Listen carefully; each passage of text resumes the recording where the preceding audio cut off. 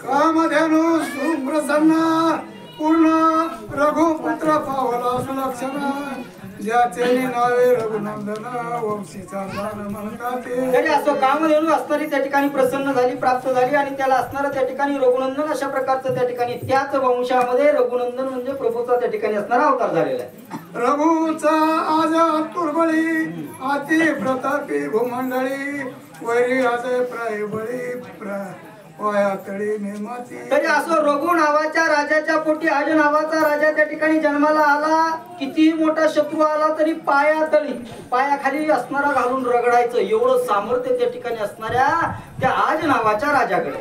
त्या राजाचा दशरथ शुक्र जिंकेला युद्धाचा स्वर्गीय झाला यशवंत सन्मान. त्या आज नावाच्या राजाचा मुलगा राजा दशरथ आहे बघा. आता आपण रामायणापर्यंत आलो बरं का.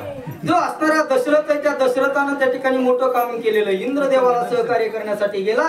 दैत्याचे कुलगुरु शुक्राचार्य यांच्या सोबत युद्ध केलं. शुक्राचार्यांना त्या ठिकाणी युद्धामध्ये हरवलं. देवांना विजय प्राप्त करून दिला. एवढं मोठं कौशल्य कोणाचं आहे? राजा दशरथाचं देखील आहे.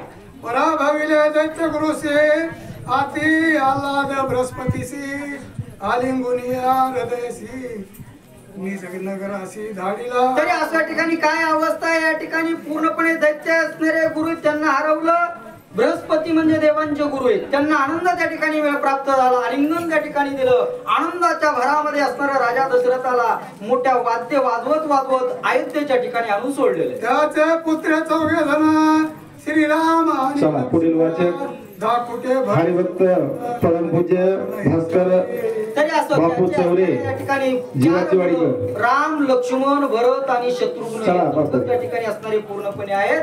आणि 4 पुरुषार्थ म्हणजे 14 मुले असं या ठिकाणी नाथ महाराज वर्णन करतात. केला ताटिकेचा निर्वाळा सुबाहू मारिला राक्षस मेळा रावण अपमानिला बळा चरणी शिळा उधरले. केला असणारा ताटिकेचा अंत ज्या प्रभूने त्या ठिकाणी केलेला आहे. आणि ताटिकेचा अंत केला. सुभाऊ मारला आणि मारीच्याला लांब त्या ठिकाणी उडवून असणारा त्या ठिकाणी लावले. आणि चरण रजकणानं जे असणाऱ्या शिळेचा उद्धार केला. इतकं सामर्थ्य त्या ठिकाणी प्रभू रामचंद्रजी मध्ये देखील आहे असं वर्णन नाथ महाराज या ठिकाणी करतायत. विश्वामित्र हे वशिष्ठ गुरु त्या सभेमध्ये सर्व असणाऱ्या त्या ठिकाणी जे नवरी कडील आहेत ना त्यांना त्या ठिकाणी असणारे सांगतात. कुंडली कवरदे हरिविठ्ठल